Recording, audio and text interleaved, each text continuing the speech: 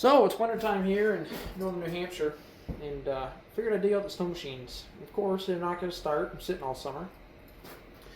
That carburetor looks pretty dirty, so get them all pulled off. Both of them pulled off. And we're going to see if we can't get these things ripped apart and cleaned up. We've got the ultrasonic cleaner over there. Cheating a little bit and put them in there and see if we can't get them all nice and clean. So start with digging right into these things. Some basic tools, pliers, Phillips, flathead and Phillips, and brake clean.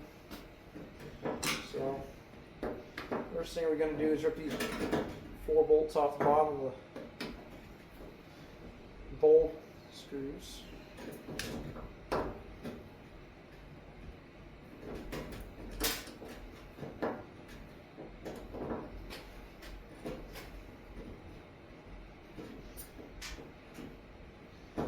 Pretty simple to do this. It's just a lot of remembering where stuff goes. So, start with 4 bowl screws. Set them on the side. Don't lose them. Then try not to break the gasket in this. I usually pull the screws right and usually give it one good swift hit. Like that. Brake's free. Gasket's still on. Getting parts of these ain't that easy. See some grime in the bottom. This one actually isn't that bad considering all the stuff on the inside of it. But so now we get our floats. Move nice and free. So now go ahead and pull the main jet. It's supposed to be like a 7 mil, but it's not that tight. So just grab right onto this. Take that off. Don't lose the washer. Set that all aside. We got a pin that goes through right there. Goes through one side, cap on the other side. It's almost like a nail. That holds our rack in for the float. So that opens up and closes. You can see how the needle opens and drops. All moving nice and free, but we're going to pull it out anyways and just double check. Don't feel like doing this twice. So grab me a small screwdriver. It's a Phillips, but it'll work. Now we're gonna be careful when you do this. These towers tend to break off, and then your carb's pretty much junk. So that's the pin that holds it. Set that aside. And that's the rack. Now, I've seen a lot of people put these in upside down. The best thing you can do, almost everyone you can see has these wear marks from your floats, and then the bottom of it always usually has a dot in it from where it sits on the needle. So pay attention to that when you put it back together. Now we're going to drop our needle assembly out. Needle looks good. Spring in it still has some little spring on the inside of this, and this moves back and forth. So she moves nice and good. So now we get the all stripped right down pretty much. A couple more things to come out. So next thing, there is a lot of people skip this part when doing this, but when I run it through the ultrasonic cleaner, I like to have them fully gutted. So this right here is this comes out. A lot of people don't know that. So I'm going to do, take Phillips head and just push that thing out. See how that is coming right out? Maybe not. Okay. That thing right there. Okay. So this is what your needle will go down through from the carb slide. Your needle goes right down into that thing. That thing's all gummed up. Probably won't make a difference, but see through it. But there's all kinds of ports that go into that hole. And they need to be able to, some ports in there that need to be cleaned. I don't know if that allows air through or how it works, but I always like pulling them out and cleaning them. Now we have one more, your idle jet right there. and then seat right there. So I'm gonna go get a flathead. I'll be right back. All right, get yourself a really small flathead screwdriver. Okay. There is a hole right there. Put that thing right there. And then this is the most crucial part, is making sure that you do this right. Oh, I guess my screwdriver's junk.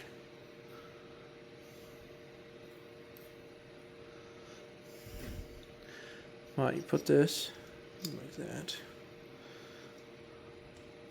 Make sure you push really hard, because if you strip this, you're not going to get it out in one piece. Okay. Okay, had to go get another screwdriver because that one was broken. So we'll flip it around now to the flathead side.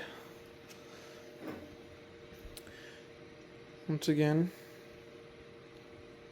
put it right there. Push hard. Okay, I broke that one too. Guess we have to do it this way. Push real hard and spin. There you go. Heard that break free. Spin that thing out.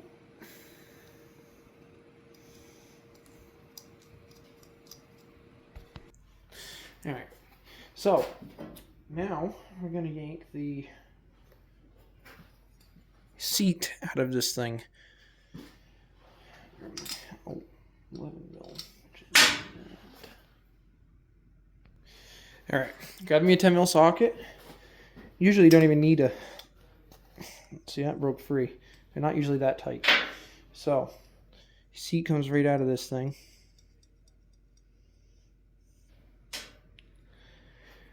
A lot of times I've seen problems where they have fuel starvation.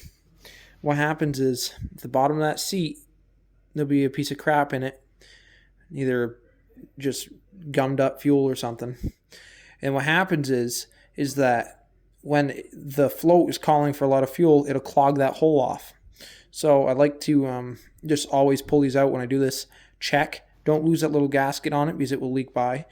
And definitely check that. Make sure it's good. You can see through that one, so that's good. That's good. So now basically have this thing fully ripped down. I'm going to leave the gasket on there. I don't play with any of these screws and adjustment screws. Choke hole right there is pretty dirty, so we're going to see what this thing will do. I'm also going to rip that one down real quickly. I'll probably just do a time lapse of that. Pull that down and throw all the parts in the tank and let her go. So, get to it. Okay, so ultrasonic cleaner just finished. Pulled everything out. They're looking a heck of a lot better already, so now I'm going to take a minute here with some brake cleaner, and we're going to spray them all down. Careful where you spray brake clean. I built this bench. It's slanted backwards and this way. There's a piece of angle iron right there. It all runs down through a trough into this. This is a waste oil tank. So, but this is a flame-free room, so let's catch it on fire. But,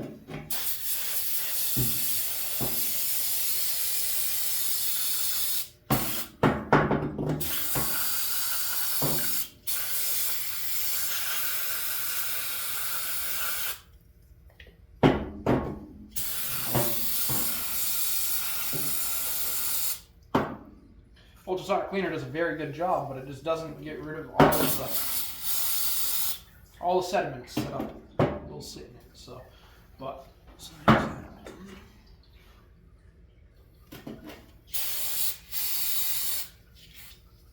all that stuff's still stuck in it.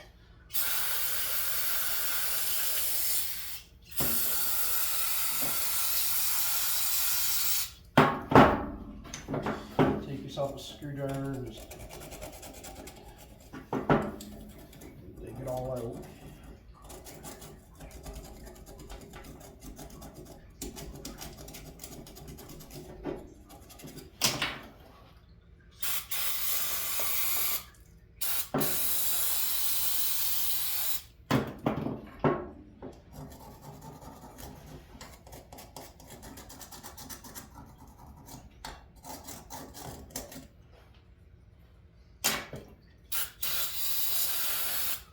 My original reasoning for pulling these things off is because the carb slides are actually stuck in the bore.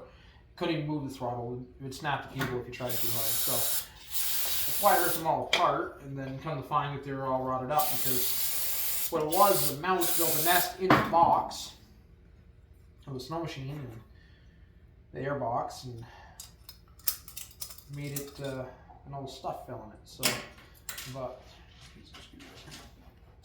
So now I'm going to take shop air, blow all this stuff out.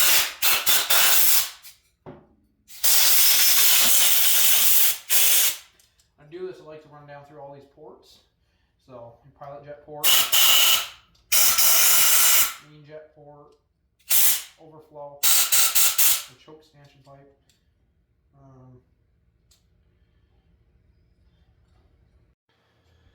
Alright, my phone stopped videoing, but as I said before it stopped videoing, always make sure that your main fuel entry to your carburetor or fuel port is clean. I've seen a lot of times, you know, these sleds are getting 30 years old. Fuel line's deteriorating, and a piece of that rubber flap could get stuck in here somewhere, jam them up. I've seen a lot of that happen. So pull your seat, blow that all out, and make sure that's all clean. So I put my seat back in, I tighten that up. I put this this brass piece right here back in. That gets dropped into that hole right there. There's a pin, and this aligns through that slot right there. So it drops in from the inside. I gotta clean that one still. That one's nasty. So I blew all the ports out with compressed air and brake clean. They're all clean, ready to go. I put the pilot jet back in, or main jet back in, and now I have the pilot jet right here. I was cleaning it. So I was just gonna explain how I like to clean these. So what I do, there's 8 holes on these, and every one of these is clogged in this one. So go get yourself a wire brush, bend one of the wires out, and I just always use that to clean them all up, just like that. And then, you know, it goes through 2 holes each time, from that side to that side. And then you just spin it like that. Like that. Alright. I like to take me some brake clean. Watch your eyes. Make sure it's nice and clean. Make sure you can see daylight nice and clean. Now it's ready to go. So, grab your carb. Make sure you can see through that hole in the carb. Looks good. Just for now. Clean like that. And drop that in. Take your screwdriver. This screwdriver is not in the best of shape, but make sure you're really pushing down on these. You'll break them off, or you'll strip the thread, the slot right out of it. Then you're somehow drilling that out. Hold that down. Give it a little tighten. All right, jets are all in, seats in. Now we can start assembling the float rack. So grab yourself one of the your float racks, okay? As I said earlier, make sure you put it the right side. So grab yourself your needle too, make sure that's all clean, working properly. Drop a needle into the seat. Take your float rack, find the spot with the dot on it from where it rubs. You set that down like that. You take yourself your pin. Make sure you put the pin in the way it came out. This one goes in right here.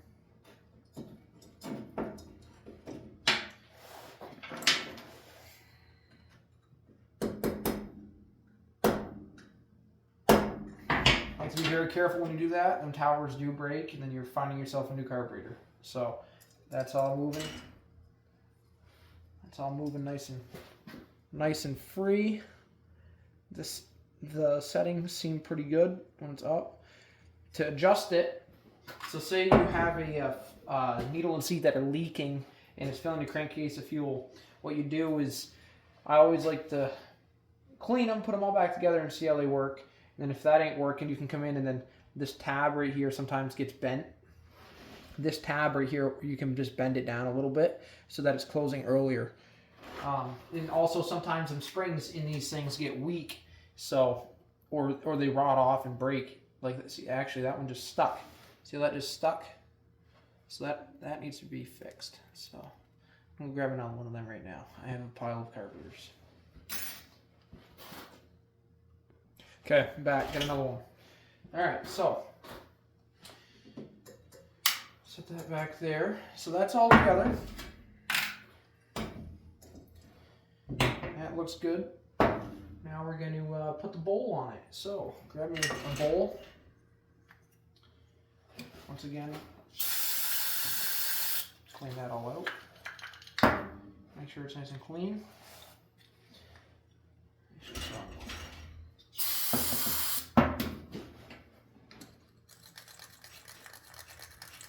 Get all the grime out of it.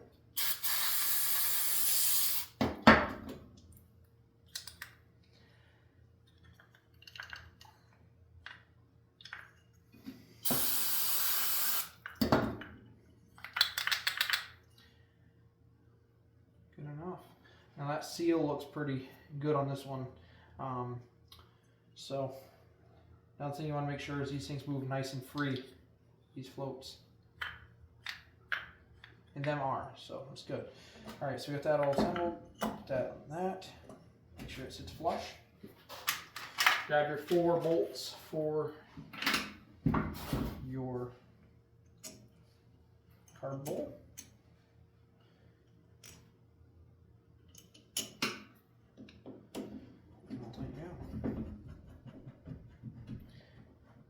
Don't go crazy tight on these because they don't come out good once you do that. A lot of times these are stripped right off, so that'll tell you how much carburetor issues people have with that carb because they've been in it so many times.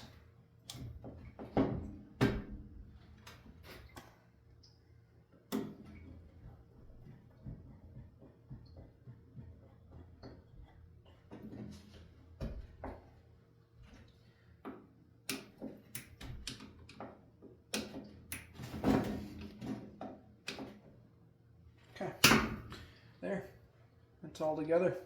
So now I'm going to repeat the same exact process on that one, but I'm going to do a time lapse so you guys don't have to sit and wait.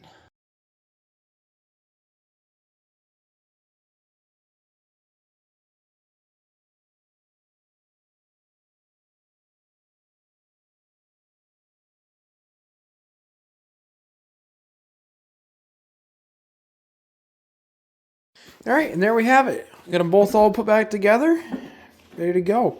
So, like I said, biggest thing that I see happen to people is they take these carburetors and they pull the bowl off and they take it and they just spray some brake cleaner, carb cleaner on it. That doesn't fix the problem. Pull them apart, pull everything out of them, strip them right down, take some compressed air and blow all the passages out, clean all of your jets out. That's why I like using like the bristle, the wire brush, something like that. Take the time, clean them all, put them back together. You'll save your time in the long run. And be careful. I mean, these things are, like I said, these things are from the 90s. So, I mean, parts are getting scarce. So, but these Mikunis are good carburetor. They just need to take some time, tear them apart, and get them back on and run them for another year. So, but like I said, this will work. All of this is on a Polaris Indy 500. But I mean, all of your Indy 400s, your 340s, almost every early Polaris snow machine had the same exact concept carburetor. When you got into the 90s and they started running the 600s and 700s and the wedge chassis, they went to the Kaihin. Kaihin's very similar. It just has a plastic float assembly, and they have a lot of problems with them too. But like I said, just take your time, clean them, put them back together, and run them. And run them for another year. So if you like this video, like and subscribe. Maybe we'll put some more videos together, putting some motors together.